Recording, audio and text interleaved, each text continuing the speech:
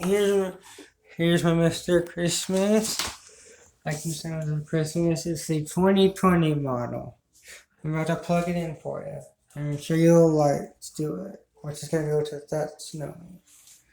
Hopefully soon, maybe this week or weekend, my staff will let me put some lights up into the real detail. But other than that, I might put it up for Christmas. I know I haven't put out much lights for holidays either. But because me and I know I only could get that for that other video with the patriotic Uncle Sam and the Uncle Sam and the little string lights. What do we call them? But it's not.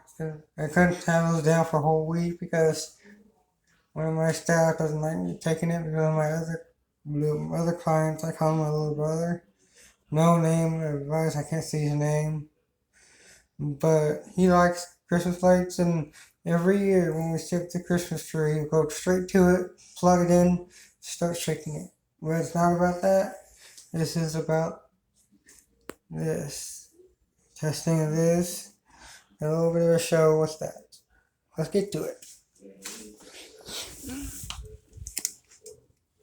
Oh, and another thing is, in case you're wondering if it can be indoor or outdoor, it's somewhere on here. It says, let me break it down a minute. It says,